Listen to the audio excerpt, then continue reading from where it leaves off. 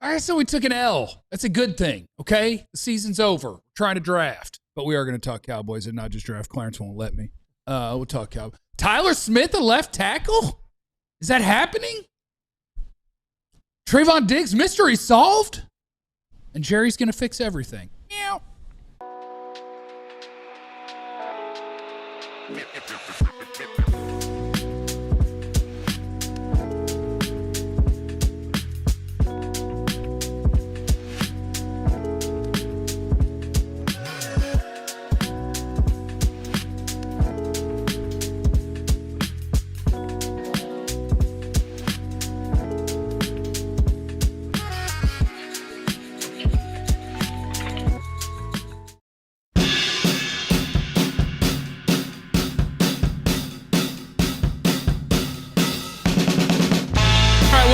Friends, welcome into the DLLS Cowboys podcast presented by our friends at Prize Pick. Use the promo code DLLS when you download that Prize Picks app and get to work. You know what I'm saying? Welcome in, everybody. Please smash that like button on your way in. We appreciate you being here to talk Cowboys football on a Monday. Smash that button.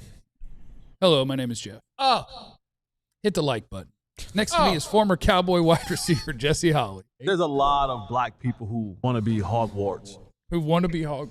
I do. I have a kind of a happy / sad birthday, but I do want to give to a friend of mine, Jack and Kyle. We became friends on the internet and we became family. But I want to wish a happy heavenly birthday to Kylie. And so that's why I have on my pink today. Today's we wear pink for Kylie. So happy birthday, Kylie. It's not a human, but I guess I'll wish a happy heavenly birthday to my dog, Ceedy, who's going to be having his, well, I guess it's not a birthday when it's happening today. Yeah. Next year will be his happy heavenly birthday. Yeah. Next to Jesse is the greatest beat writer in the history of the Cowboys, Mr. Clarence Hill. Can we do a better drop? Can we do a better drop? Since we're shouting out, people ought to shout out to my daughters who are back home in the nest after being away in college. My oldest daughter, Channing, who's law school at American University. She came back yesterday, and my youngest daughter, who was a cheerleader at Rice. They're both at home driving me crazy. Did the cats? Did they bring the cats? No cat. Okay. We left the cat in D.C. Okay, that's safer. Next to Clarence is the second greatest beat writer in the history of the Cowboys, just ahead of Joe Hoyt, Mr. Ali Jawad. I hate when old men hit my nipples. And that's fair. There he does it again. And that's fair. It's a great day to be alive. It is a great day to be alive. It's a great day to be alive. Is that what Jerry said last night, Clarence? That he's just happy to be here? Just happy to be alive. You know, he takes stock in everything. And, you know, only 7 members of the Arkansas football team that won the national championship at 64 are still alive. And he's one of them. That's nice. And that's a great way to look at it. That's a great perspective. That's a great way to look at it. Jimmy so, yes. too, right? Jimmy on that team? Yeah. So I just want to say it's not a great way to look at it. I want to say that's the sort of stuff you say when you've run out of accountability and answers. Yep. When you're not, like, it's not time to say, I know I did real bad and there's a lot of stuff to fix. Instead, you go, God got me. I'm thankful for my family. And, man, it sure is good to eat solid foods. Yeah. I got 3 Super Bowls. I won a college national championship. Yeah. I got more money. I own the Cowboys. Yeah, it's nice. I'm still living. I'm 83. I'm walking around. I get got to be a here with helicopter, you. plane, and a yacht. I get to be here with you guys. We got the only GM on the planet whose defense of his own job is, look, I'm just grateful that my brain works and I'm not dead. Hell yeah, we're going to really outmaneuver everybody. Just the helicopter that takes him to his plane. Yeah. That takes him to his yacht. That takes him to his yacht. Yeah. And you know how Jared can do it. Yeah, I'm disappointed this unachieving season. But then he starts laughing at the gallows humor and just talked about, hey, I'm just happy to be here with you guys, you know. And so I was asking, you know, after 30 years, does it get easier or harder? You know, do you get numb to these early season exits, or are you know, does it make you even hungrier? You know, and he comes with, you know, I'm happy to be alive. Jerry did take a little bit of accountability after the game, saying that he admits the Cowboys management played a big old role. He was asked about that, and so he had to fall on the sword. You know okay, so you know, somebody wasn't going to let. He said, "How much?" Because we're talking about Eberflus, and how much is the front office? How much is it about what you guys gave him? Yeah, you know. And then he tried to take, you know, some accountability, and the owner got to talk to the GM. You know, being funny. I need the owner to talk to the GM. Owner has to Fire him. tough talk with the GM. Yeah, fire him. Who's the owner? Who's the GM? Yeah, I think that would be wonderful. So in the game yesterday, Cowboys lose. Jesse, just your biggest thought, takeaway, exercise from what happened on the field. Not talented enough. This is not there are some talented components to this team, but overall, I take that back. I'm not even gonna say not talented enough. I'll go what I said with the other night as well. This team lacks fundamental football discipline, and until they get that, both offensively and defensively, hell, and special teams, because that's always funny. Because I'm gonna keep bringing up that John Machota tweet that when he talked to Cavante Turpin, and he just said we should hold CD like everybody else does with the hold. And so every time they get a good kickoff, it always gets called back for holding. What if we hold everybody? Yeah, we get to go CD. We just go hold everybody. I try to tell him CD, but this team is fundamentally undisciplined. They can't line up right. They jump off sides. They create penalties when they least need the penalty. And this is from all players. This is from guys like Tyler Smith and CeeDee Lamb. And then on defense, we're still talking about in week 16 about communication. After the game, they asked Trevon Diggs about a play, and all he kept saying was cover two, cover two, cover two, cover two. Basically saying that wasn't on me. That was on the guy that was supposed to be covering my tail over the top. So this team, and this dates back far before Shoddy. This dates back far before Michael from Pittsburgh. This dates back far before Jason Garrett. Like, this team is a fundamentally undisciplined football team. Who built the team? And Jerry Jones. Who's the common Top of the list? Who's the common factor before Shoddy, before Mike McCarthy? Yeah, it's Jerry Jones. Tom Landry. But this team, it is fundamentally undisciplined, and you have, like I said, you have great talent in some areas, but you just don't have enough talent to outdo the lack of intellectual football undisciplinedness that they have.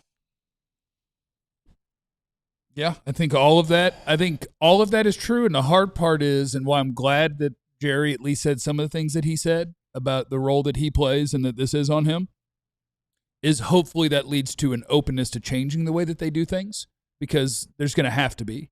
If you go into next season without major changes on the roster, and not Kenneth Murray, Kyer Elam, throw away, waste your draft pick to absorb somebody else's failed first rounder type of picks, like actually trying to add good football players and writing the checks that it costs to actually do that instead of filling up your cap space with one-year deals. If they're not willing to do that, it's going to be a really tough offseason to build optimism on a team that has a no-doubt top 10 quarterback. It's probably top 5 this year. At least one all-pro offensive lineman, 2 Pro Bowl caliber receivers, one's an all-pro. Quinnen Williams on your defense. Like, there's just so many cornerstone type players. The fact that you have a bad roster despite all of that makes for a really hard offseason if you don't have faith that they're going to move way differently this offseason. And I just want to caution you about putting a lot of stock in what Jerry said yesterday. In what way? He said it before. Yeah, I know. He said it many times before. And yesterday said that the way I've survived, because I have changed. So the idea that he's going to change, now he said I have changed. That's why I've lasted this long. I've changed. That's what made me who I am. Jerry would tell you last offseason was a season of change. You don't like and now what they did with Kenneth Murray and Kyer Elam, but that was representative of change. So the idea that Jerry sticks to what he said, he's going to make change. Well, he claims he's done that. I don't think Murray and Elam has changed. It was changed compared to how they've done business in the past. I think it was very much what they do.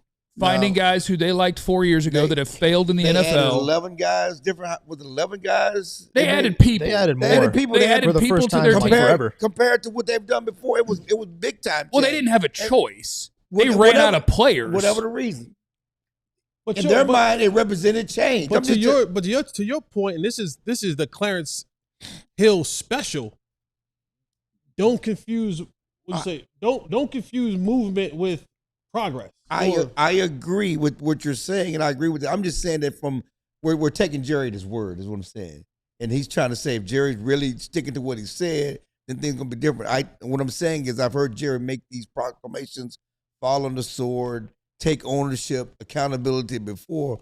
But how can you hold yourself accountable? Ultimately, whether it's Jerry or Steven, you're not going to change out the people doing the job. Yeah, I mean, I'm just blindly hoping that somebody who for 30 years has failed miserably, that's terrible at his job, is actually going to do something good. He hasn't failed in 30 years. He will tell you that I've survived because I have made changes. I have done things differently, which he said last night as well.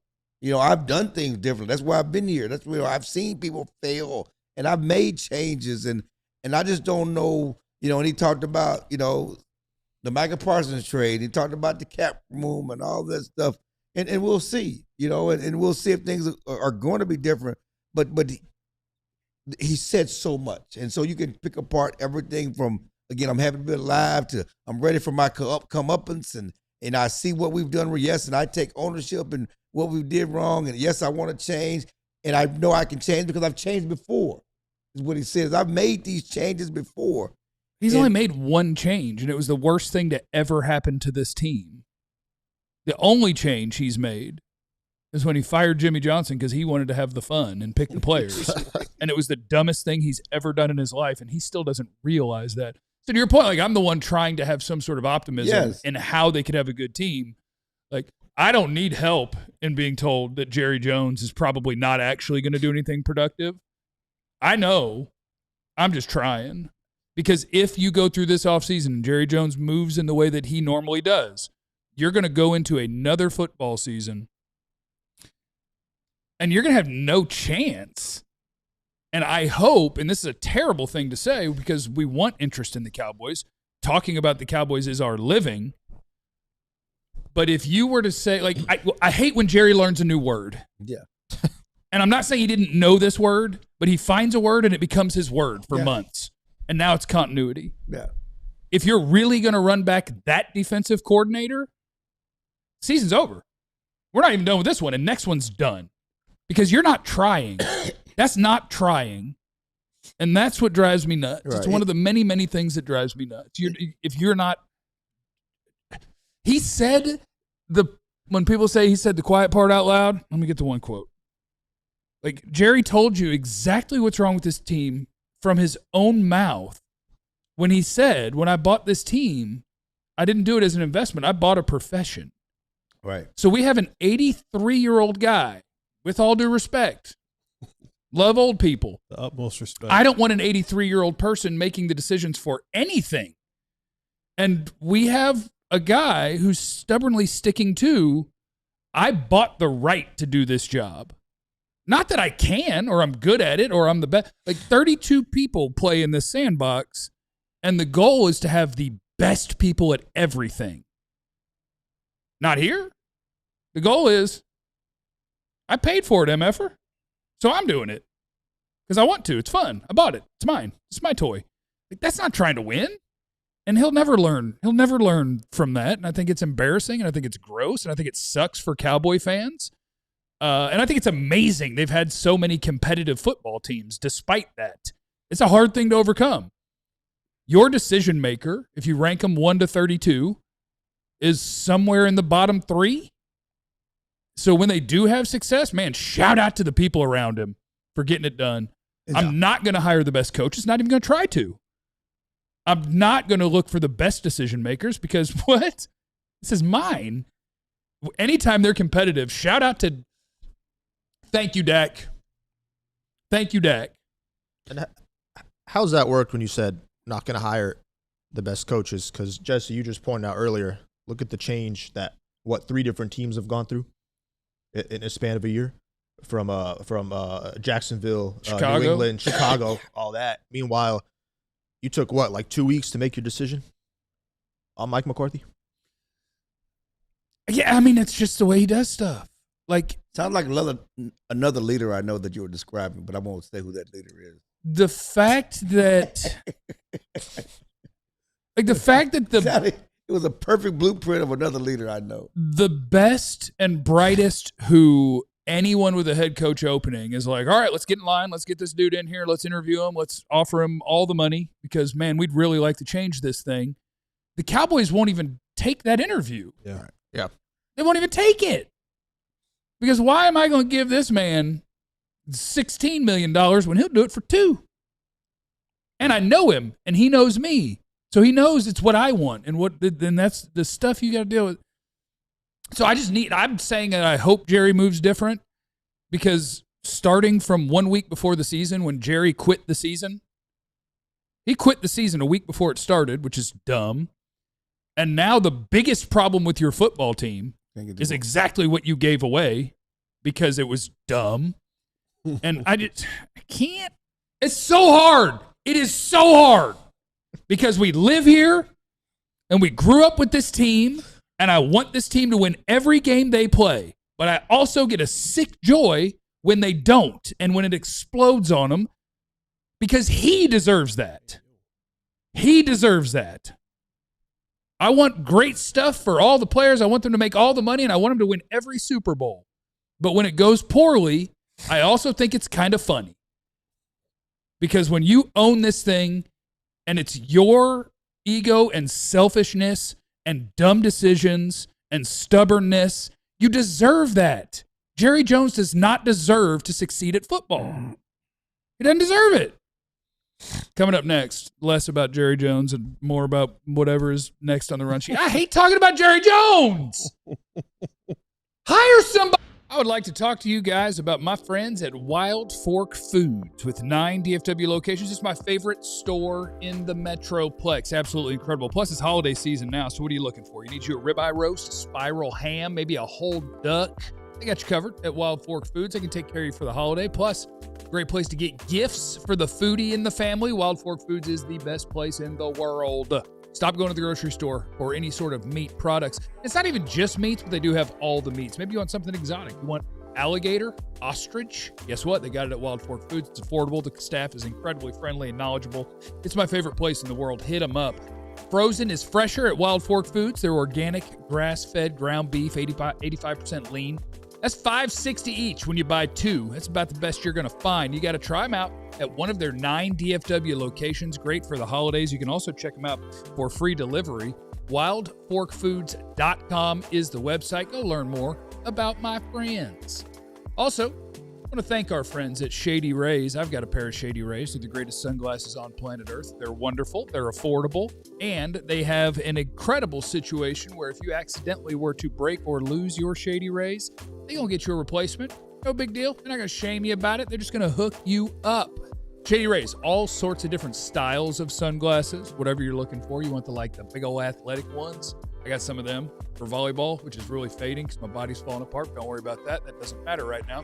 Aviators, whatever you want, different colors, polarized glasses, Shady Rays, the best in the world according to me, and they're affordable, and they have an incredible replacement policy for you. We've teamed up with our friends at Shady Rays to bring you an exclusive offer. Go to shadyrays.com, use the code DLLS35. You'll get 35% off polarized sunglasses.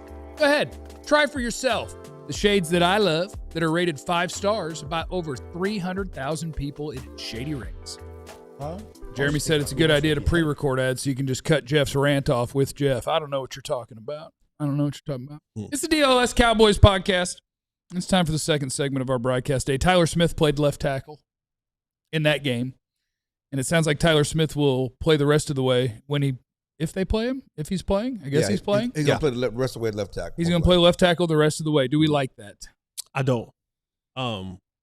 And Duke Manyweather doesn't either. Yeah, and that's the guy who trains him and knows him best. Right, and I think we all know who Duke is. If you guys don't know, look, find him on social media. But I think Duke had a great point. He said, the thing that he's really good at and has worked on and has honed his superpowers over the last 5 seasons. You're now going to take that away and convert him now to a left tackle. I think that's going to hurt him more than it helps him. And I know that you're searching and you're trying to find things, and I know we just got finished going on a huge rant about change, right? About things changing and how you try to make this football team better. I don't think that's the move. I don't think taking Tyler Smith, who has done a really good job working in tight spaces, being able to grab and maul dudes, what you're allowed to do at guard. When you're in the interior of an offensive line, that's more phone booth work, right? That's more of a tight area where the stronger leverage physical players dwell, and they do well. And Tyler Smith has excelled at that. Not only has he excelled at it, he's been absolutely, if not the best, one of the top 2 best in the entire National Football League. Mm-hmm. And then now you're going to uproot him from there and then say, hey, go out there and play left tackle, which everything that he's worked on was to be a left guard. And I think over the long haul, not saying that he doesn't have the skill set to maybe transition, but I think over the long haul, that's going to hurt him.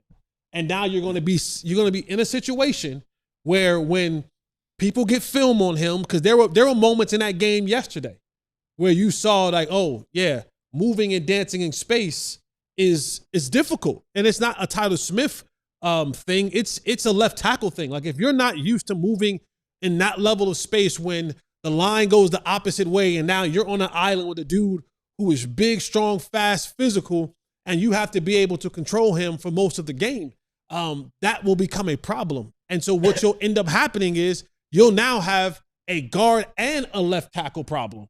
And I think if we're talking about just doing it to get through the rest of the year because you don't have any faith in Nate Thomas and Tyler Guyton may not be coming back the rest of the year, okay, I can jive with that, especially if you're going to play Dak Prescott. If you're going to play Dak Prescott, then okay, I can pick up what you're putting down with having him out there, and hopefully that works out for the best. But this being your long-term option at left tackle, not a fan of it at all. Not a fan of it at all. I think you should do a better job in finding a left tackle and leaving the all-pro left guard exactly where he's at and allow that interior of an offensive line to continue to grow and be strong. Because if we're being completely honest, quarterbacks can handle, and Dak has done a phenomenal job with it this year. Most quarterbacks can handle moving and maneuvering around the outside pressure. Most quarterbacks, just about all quarterbacks, hate, and cannot play when the pocket is collapsing from the middle. When they get pressure from the middle of that pocket, when that middle of that pocket collapse, when they have nowhere to step up and deliver the football, that's when they hate it. They can deal with the outside pressure. I can get a tight end, I can chip, I can have pocket awareness and situational awareness where I can move around. Go watch film this year on Dak Prescott. He's put a masterclass on doing it all year long. But when that pressure is coming down the middle, when that pressure is coming up where he can't step up and make those throws, most quarterbacks, if not all quarterbacks, absolutely hate that. And that's what you're going to do if you take Tyler Smith from that interior and bump him out to that left guard. It's a two-thing issue here, and what you're saying is right. But what's best for the football team as it currently constituted? And if Tyler Guyton is your left tackle, is Tyler Smith a better option than left tackle? That could be true.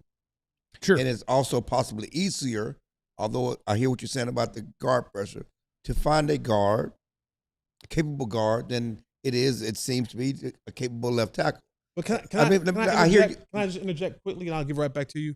Just because he's better than Tyler Guyton doesn't mean that he's better at left tackle. I don't disagree with that. Okay. I hear you. I hear you. And as far as the team is concerned, yes, they should be finding a left tackle. But if they can't find a left tackle, he may be their best option. And that's what they're considering it, certainly for the end of the season and possibly for next year. So it's a matter of what's best for the team, but also what's best for Tyler Smith. And regarding Tyler Smith, it's not what's best for him. He got paid at the top of the guard market. Yeah.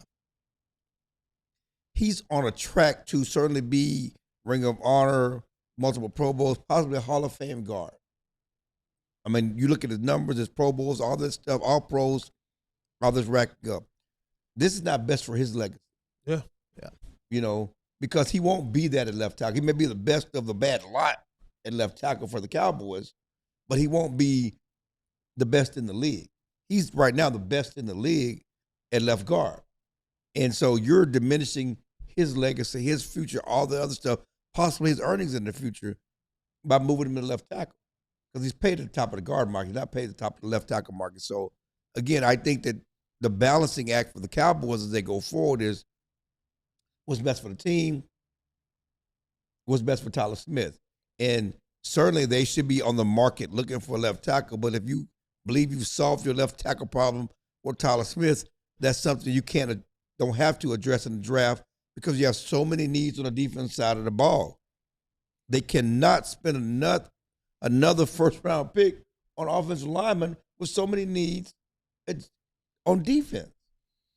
And you just can't, left tackles, you just can't go, as Bill Parcells used to say, you can't dial 1-800 quarterback. Well, you can't dial 1-800 left tackle. That's the Chiefs. Yeah, I mean, I think that's the point at the end, I think, is really important there, where it's like, unfortunately, this is what they've done to themselves. Yeah, over a 3-year period of not drafting well, letting more talent walk than you bring back in every single offseason. You end up with so many holes that I guess I get the appeal of doing the Mike McCarthy used to say it. We're gonna get our best 5. Right. And our best 5 could be TJ Bass is probably a better player than Nate Thomas. Right. And so how do we get to that? And I will tell you one thing that I do appreciate about this, and I am on Team Jesse and I think Team Clarence. I don't want Tyler Smith to move. I don't either. No. I think people are really either exaggerating or imagining, because we've seen him play tackle in the NFL. He ain't great at it. But what you're doing is you're just giving credit to an incredible player and being like, I bet he can do that. And I bet he is better than Nate Thomas and Tyler Guyton at offensive tackle. Sure, I bet that he is. But it's just, I guess they're just feeling like this is the corner we painted ourselves in. But I do appreciate that, was it Shoddy said that if Tyler Guyton's healthy, like he'll be the swing tackle, maybe he'll get a look at the right. I appreciate that a first-round pick in year 2, that they're not just saying, well, that's our left tackle, and he's going to be fine, and he's going to be great because he was a first-round pick. They're like, no, he's not playing well enough. Like, I can appreciate that. And I can appreciate that it's easier to find a guard than a tackle. Yeah.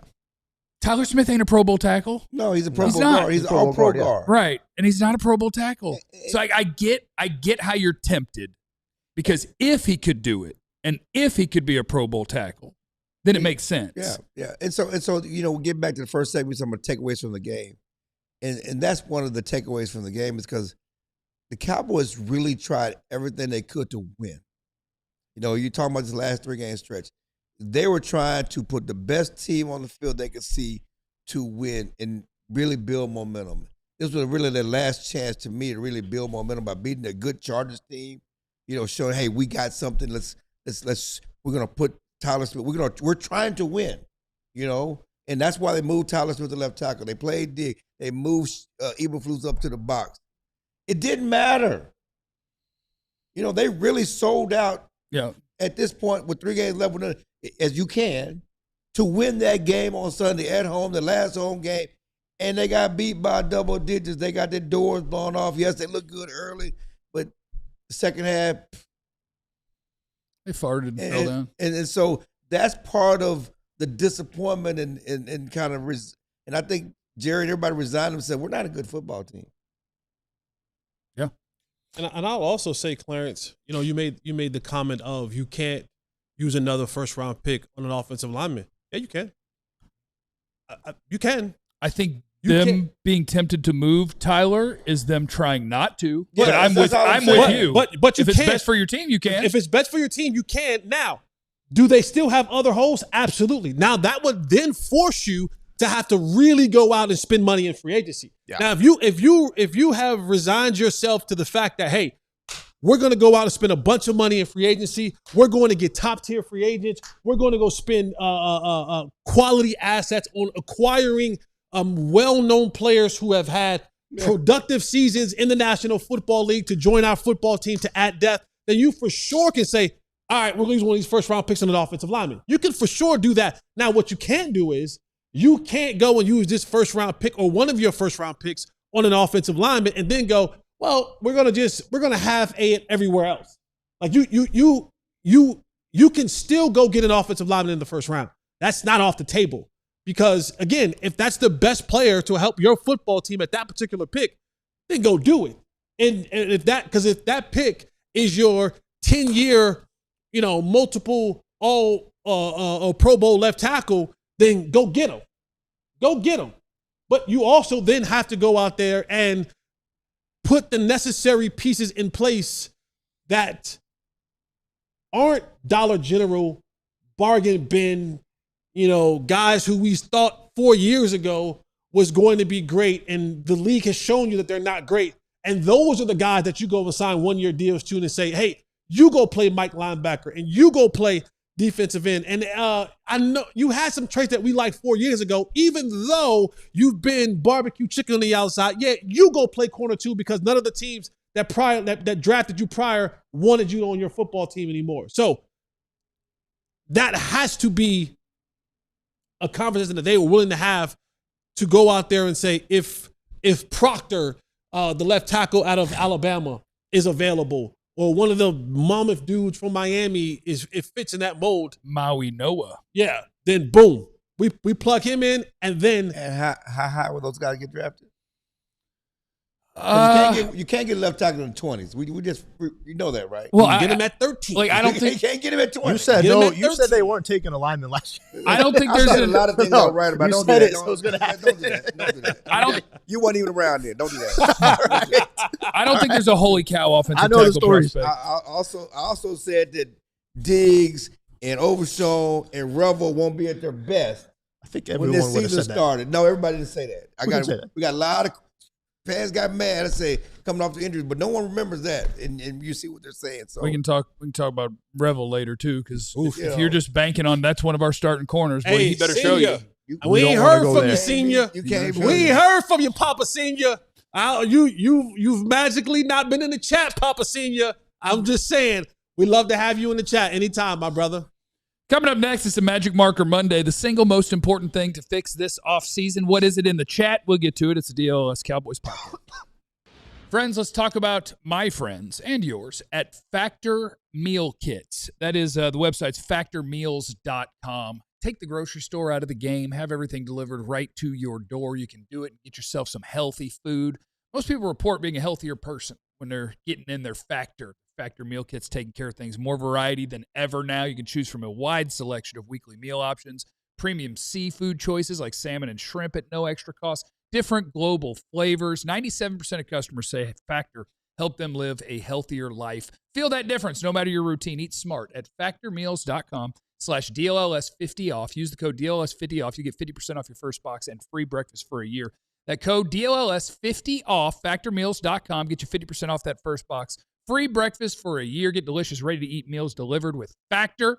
Offer only valid for new Factor customers with code and qualifying auto-renewing subscription purchase. That is factormeals.com.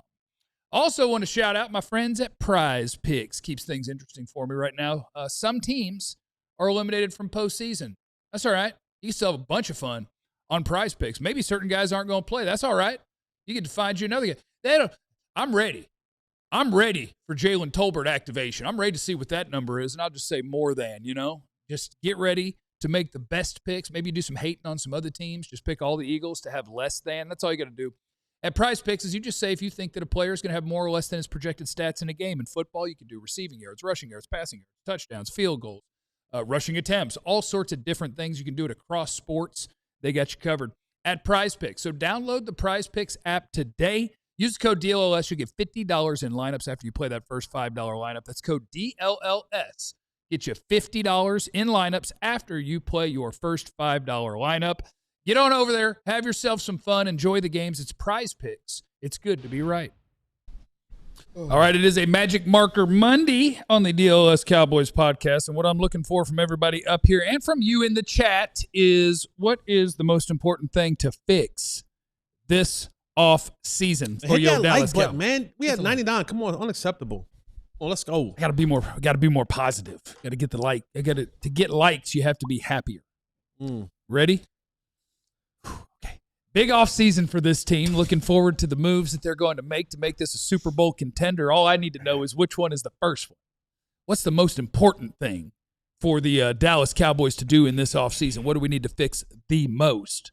Eeny, meeny, miny, mo. I don't know. Anybody? I'll go. Hit me. I'll go. Here we go. What's that say? Hit me, John. What's that say? Cover players. DB, players. nickel, safety. I know that we're going to talk about, some of you may bring up linebacker and some of you may bring up defensive end. But this is a passing league, ladies and gentlemen. I'm sorry. This is a passing league.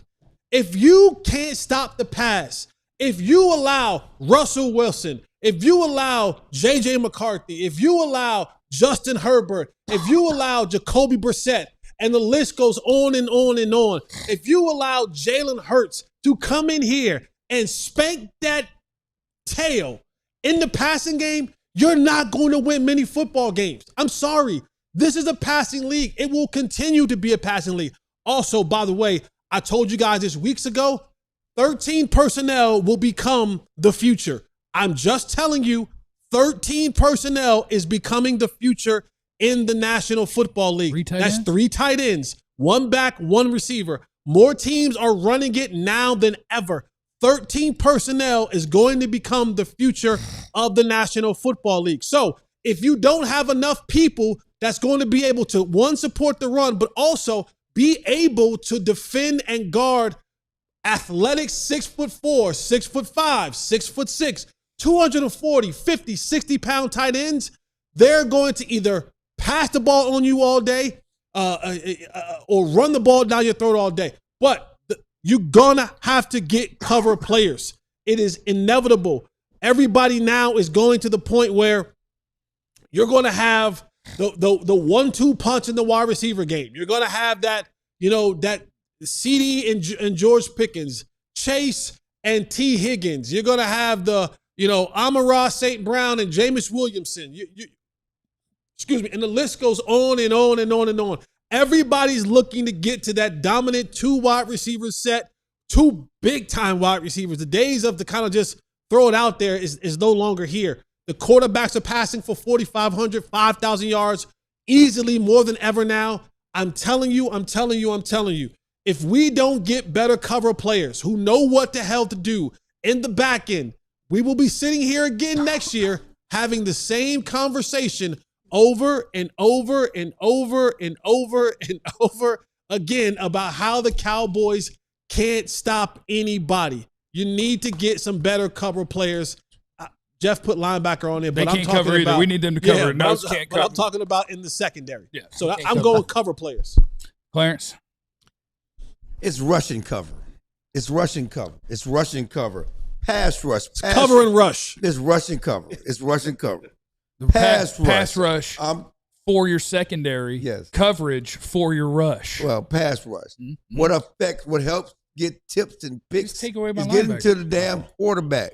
Pass rush. They need pass rushes. What got Diggs paid? What got Bland paid? Coverage. Pass rush. Pass rushers. They're not the same. That he can actually move. They can't move anymore. You had your time to talk. Michael Parsons sucks. Yeah. You had your time to talk. He does very much. Pass rush. Michael Parsons got both of those dudes paid because they had to get rid of the ball quick. Couldn't get himself paid. Yesterday, prime example. Sunday, prime example. Herbert, the most sacked quarterback in the league, been sacked 11 times the past 2 games. Cowboys got none. They got none. They did not get him on the ground. They blitzed more than they blitzed all season. It didn't matter because they have no difference-making pass rush that can affect the quarterback and cause and help the defensive back, help the secondary, help the cover guys get to the ball. No pass rush. The Cowboys need to get a pass rush. Jerry Jones talked about it. This guy we thought we'd get on the ground. This guy thought we'd get more pressure. This guy thought we'd get more heat on the quarterback. Yes, we moved the defense corner from the field to the booth. They blitzed more. It didn't matter because they have no difference-making pass rushes. The difference-making pass rushes they had, they traded away to Green Bay because they wanted to stop the run. As you talked about, this is a passing league. This is a passing league. You do not emphasize stopping the run over getting to the quarterback, affecting the quarterback, rushing the quarterback. They need pass rushers. Micah Parsons is a better run defender than any edge on this team, just for fun. Ali, what you got? You said coverage. You said pass rush. Here's one way you can fix that. Fix your approach in free agency when you go into this offseason. You need better players, right? And I understand this organization for years has been, draft first and build through the draft. And I get it. That's the way you do build your team. But you can't go into the open market and, hey, there's a guy we can get for $4 million versus that guy right there that can actually make a big impact to our football team. Kenneth Murray, Solomon Thomas, Kyer Elam, Jack Sanborn. We knew those guys from the start. Those were supposed to be player 45, 46, 47, 48. Yeah. You can't go and just expect to get a bunch of one-year bargain deals. And I understand that approach because you think you can take that guy. And we've seen it before in the past. Some guys get one-year deals. They fix their career there. They're on track. They may get a bigger deal elsewhere, whatever. But the fact that that's your approach all of last offseason, you can't have that happen this offseason. We talked a long time ago how they can free up a ton of cap space, restructure certain guys they can let go of as well. But you can't play this game of being cheap. You just can't do that, especially when you only have two first-round – I say only. You have two first-round picks, but you don't have a second or third-round pick. So you're waiting until day 3 potentially unless you make a move or something, trade back, get more picks in day 2. You can't, ignore this free agency. And that's why you can make a case that free agency for them is just as important as the draft when you look at it in terms of you don't have a day 2, day 3 pick. You don't have all the tools to necessarily cover everything you want to do this offseason because you gave up some of those assets. Yeah, for 2 good players in return, but you still got to find a way to make up for those loss of assets, and free agency is going to be the way you have to approach it. So if Jerry comes out and pulls the same moves he did last offseason, there's no point. I can find you who he's going to get. Just pull up the 2021, 2022 draft. And find the guys whose fifth-year options weren't picked up. All the failures from 4 we were talking years about ago. this in the media room, me and Joe, a couple weeks ago. Like, if they cut Trevon post June 1st, because that designation, that $15 million, if I'm correct, doesn't actually get freed up till after June 1st. Is that correct? I believe that is correct. If They it's do not pre-June officially 1st, get access to that, yes. Yeah, pre-June 1st is $12 million, and Joe jokes around like, that $3 million difference, that's 3 contracts, that $3 million difference right there. Yeah. I went with replacing he who must not be named. You and Team Clarence. Yeah, I mean, sucks. He went through some of it. 106 for 6-week average. Herbert was throwing 175 yards. He got you for 300. And he got you for 300 because you blitzed on half of the pass plays and you still never got to him because you don't have a single good pass rusher on your football team. I'll count Quinnen. Look at it. He's 23 of 29. Yeah. I mean, that means he was throwing to a lot of open receivers. Yeah. Because he had no heat. He was playing They pitch weren't and catch. covering anybody. Because it was 7-on-7. They weren't covering anybody. 7-on-7. We were also short a guy back there because we were blitzing every play because we were like, all right, we got to do the different stuff this time. So we're going to blitz now. It was 7-on-7. We watched Still not getting home. We watched Trevon Diggs try to undercut an over route and realize halfway through the whole thing that I just don't have it anymore to do what I once did it before. Before, I used to be able to undercut that and see that route and jump up and go and get it. And then you tried it on that one. They were like, ooh, I am not the same human being I once was. John, can I get that Herbert graphic back up? Because it's time to throw the other one from before, a previous segment, like his time to throw and all of those. Oh, yeah, there we go. Not a Herbert. So the time, opposing quarterback time to throw, over 3 seconds on average, even with you blitzing. They had a full 3 seconds. Yes. If you hold the ball for 3 seconds on every drop back and I have a good pass rusher, we have 7 sacks. Mm-hmm. You're right, too. The whole point is that we just did free agency, pass rush, secondary, and that's without naming linebackers a train wreck. Yep. Offensive tackle's a train wreck. Running back, they're going to have to decide if they're bringing this guy back. Like, there's a lot to do. And there's a lot to do. And they got the Pickens decision. And the Pickens decision. And there's so much to do, and to Ali's point. I love the draft. The years where I think that there's a guy that, like, oh, my God, we're in the 5th, 6th round, like, I care. When I'm like, I think there's a guy who should have been picked, like, 2 rounds ago, and I think he can play. And then you get, like, an Xavier Woods or an Anthony Brown in the 6th round. And I'm like, I really think that guy could be a starter. And, like, that's cool. And it's neat when it happens. On average, on day 3, it's a miss. On average. So you can find guys, and you want to find guys, and you will find some, I hope. But if you want to say we're going to go into next year, and with the draft picks that we have right now, what can we realistically expect to get out of this draft? The answer is 2 starters. That's the answer. First-round pick number 1 and first-round pick number 2. If you're going with day 3 picks and you're like, yep, and he's going to start and he's going to start and he's going to start, my butt. Okay? It can happen. But my butt. And now you're also like tempted to throttle that down where it's like, okay, I only got 2 shots. So those 2 shots, I should probably pick the 2 most important spots. And so what we're going to do is we're going to end up going into next year and they're going to take a pass rusher and a corner or a pass rusher and maybe an offensive tackle, whatever. And you're like, all right, so we're going into this year with no linebackers, no safeties.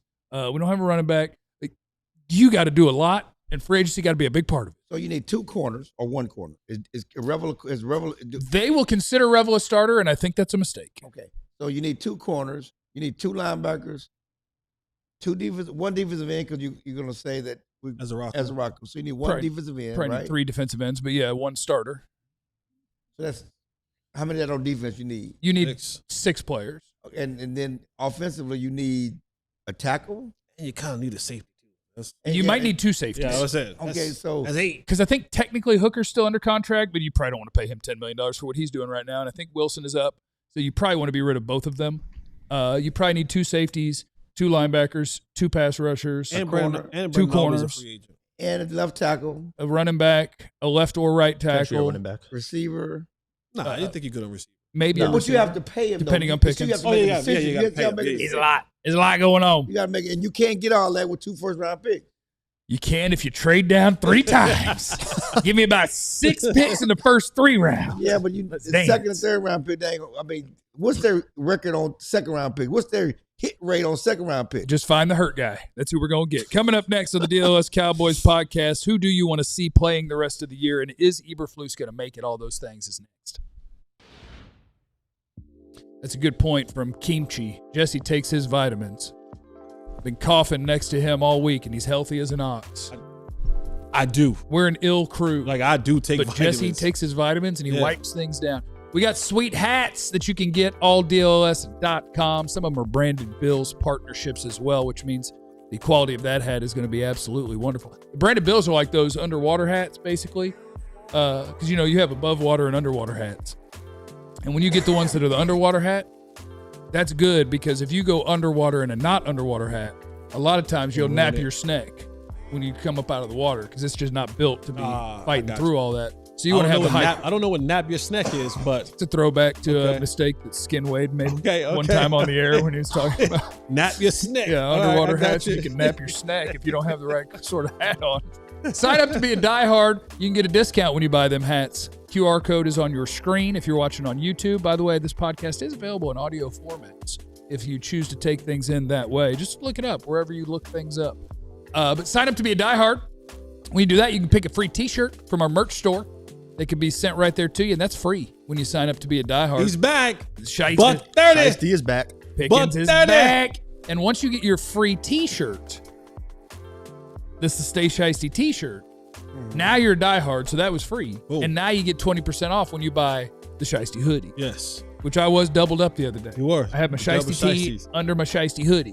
Now I'm just rocking it. It's a nice hoodie, too. But it's 75 degrees all week long. I don't care. Yeah. When I buy stuff, I wear it. It's cold in here. It's cold in here. It is cold in here. It is cold in here. When I buy stuff, I wear it. You do. So yeah, sign yourself up to be a diehard. Also, make sure you sign up for the newsletter so you know exactly what's going on with your DFW teams every morning right there in your inbox, courtesy of our friend Ali down there, taking care of business. alldlls.com/newsletter for that. It is the DLLS Cowboys podcast. We got one segment left in our broadcast day. Knock these super chats out. Let's knock the super chats out. Chris is in the super chat. We're just screwed. I have no hope left. Thanks, Jesse. Glad we're getting to these super chats. Kerry Matthews is in the super chat. What big old boys do we have from SEC? I saw one at HEB in Melissa trying to figure out who it could have been. Not sure who you saw at the HEB. And Melissa, by the way, what were they doing up there? And if you want to, I tell you, you should have been in the Wild Fork Foods instead. Get you some ostrich and a nice spiral ham. Get you some pre-marinated outside skirt steak, maybe the chimichurri skirt steak. Some I don't rabbit. know. Get some rabbit. You can get rabbit. Get some Japanese Wagyu, like $60 billion a pound or whatever, or an ounce. And it looks like it's just all fat, but I mean, some people love it. Some people love the Japanese Wagyu. They got that for you at Wild Fork. Mo Cow is in the super chat. What free agent could we possibly target? Now I'm gonna need a list. We'll get into that. We'll get that. We'll get to that. But honestly, Pickens? you should be targeting in free agency the probably your less valuable positions because it's just easier to fill with competent players. Your kicker, by the way, is a free agent as well. You don't got one. You don't got one more. Brandon Aubrey will be a free agent this offseason. I thought he had one more. I got to sign Brandon. Yeah, no, Brandon. I think Brandon Aubrey's up. Keep talking. Tag and trade him. With the new special teams coach. Wow. Tag and trade. Tag and trade. Get you 2 1s. You're reckless right now. You're reckless. Get you 2 1s. You know, kicking don't win Super Bowls. Touchdowns do. Tag and trade him. Ask Adam Vinatieri. How do you? Yeah, that's true. Tom Brady pretty much never won a Super Bowl. Adam Vinatieri won about 3 of them things. I'll say 2. He's Sorry, right. I do. There's 2. I actually snap hate on Tom Brady for no reason at times. 2 in New England. How many win in Indy? He won 1 in Indy. I'm just saying how many he won by himself. Yes, Brandon Aubrey is set to hit free agency in 2026. Yeah. Let him walk. Don't worry about it. There's only so much pie. He's a kicker. You just have an open for it all the time. Have an open tryout. And he's making $1 million this year. Get a couple of those college game day guys that made the 33-yarder or whatever. I mean, cost the Cowboys the Vikings game by missing them 2 kicks. Yeah, that's right. See, your kicker lost a game for you. Wow. And they won't even let him break the record, Wow. which I don't appreciate. Matt Eberflus situation. What is the very latest from Jerry after the game? Does it? We have to figure out what the word said, and then we have to translate what they meant. Matt Eberflus in danger, or am I in danger of quitting on this team in the offseason because they keep him? Oh, there's no question Matt Eberflus is gone at this point. Ooh, No question. ooh. No question. Now, is this they're not going to take a guard, Wow. or is this there's no question? That's strong. Listen to the rhetoric. Just listen to his rhetoric. No, wait a second. Listen to his No, wait a rhetoric. second now. Wait a second now. I don't like old people rhetoric. And I don't want to be this guy. Be that guy. I don't want to be this guy. Yes, you Do it. I don't want to be this Well, he guy. is you going do to it. TV Yes, you Mount do. Pole you. No, I Yes, don't you want to do. be Yes, this you guy. do. You want to be Because that guy. In first segment, you just said that we can't listen to nothing that he says, and now you want me to listen to the rhetoric. I don't know which one it is. Now, and that may be the problem when it comes to Jerry Jones. Oh, it's definitely a problem. We don't know what. But in the first segment, but you said. I've been deciphering Jerry Jones, and I'm just saying that. Oh, now you about to hit me. Now you about to hit me when I've been doing it for 27 I have been years. That's right. My point right. about the first segment was he's fallen on the sword before multiple times. With And said, sword. I'm going Sword. to change. I'm looking at myself in the mirror. It's the man in me. I've heard that story before. I'm starting Okay, with the- that's what I'm talking about. So Jeff was putting stock into saying I'm going to make change when I've heard that make change stuff before. But you believe he's going to make change Change on the now. DC.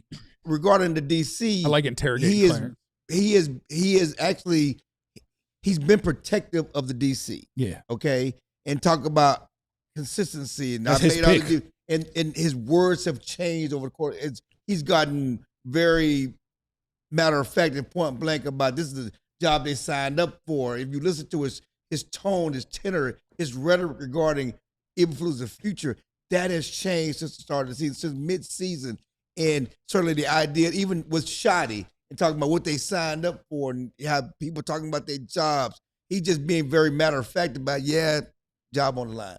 I want you guys to know. And so that's what I'm talking about. Okay. I want you guys to know that when Flus gets fired and Jerry signs big-time free agents, I'm taking all the credit. Okay. He's doing it because I'm on his neck. That's what's happening. Okay. I need you guys to know that. Last week he said, we're going to evaluate the last 2 weeks, games. And then yesterday said it won't be hard to make the decision. And no, I'm not fine. Instead of, he was asked, will you make a coordinator change before the end of the season? Now it's 2 games to go. I'm not going to do it before the end of the season. Yeah. He didn't say I'm not going to make a coordinator change. He could have, But what would gave be him grace. What would They're not be, giving Flus any grace what anymore. What would be the difference if he's going to do it? What would be the difference in him doing it after the 2 games or before the 2 games? Continuity. If we do it, that's been there. Jerry learned a new word, continuity. Again, if we're changing, then let's go ahead and get ahead of this thing. Right? Let's fire this dude and let's start now focusing our attention while these last 2 games are going on. Hey, White Cotton, you got it. But now we're looking at what DCs are out there. What are there some up and comers that we're looking at? They're already doing that. They're looking at the DC. You could do that without. First of all, everybody got a head coach in their back pocket. You're always evaluating. Not the Cowboys. Again, theoretically. Well, I guess technically they had one in their back pocket. You're always hiring, evaluating potential hires.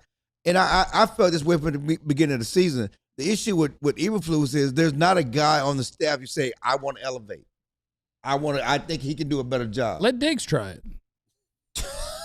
There's not a guy who got experience and said he deserves this job, okay? Dono's been here a while. That's certainly part of why you don't make the move mid-season. And certainly who you going to elevate to get a job now is, again, the season's over. It's 2 games ago. You're already in your mind looking at other guys. You're already doing that. Firing the guy doesn't make it even make a difference with your ability to evaluate other guys to see who's going to replace them with. Because the one name that we're going to all keep talking. Go ahead, Ali. I'm sorry. I would say, just to his point, 3 of the last 4 DCs were one and done. Yeah, but Jerry told us that's what's wrong. But that was about firing. We need continuity. No, I get it, but 2020. I mean, Nolan, the defense was just as bad as this one gone. Okay, Zimmer they had to do something. Zimmer. I mean, I know he retired, but maybe they wanted him out, whatever. And then Flus. I mean, does that say anything? They were bad hires. And he talked about who hired the DC. Quinn comes in, he has a good 3-year run. Who hired the DC? We've had the hard part is like when the decision makers are terrible at their job, like it makes everything hard. Because you go through that list of DCs that aren't named Dan Quinn, and one of them was Mike McCarthy hired his buddy, and 2 of them were Jerry hired his buddy. And so like even when they did allow a head coach to make the selection, he pulled a Jerry. He's like, let me go get my buddy. And it's hard because I think you need to empower a head coach to hire his staff.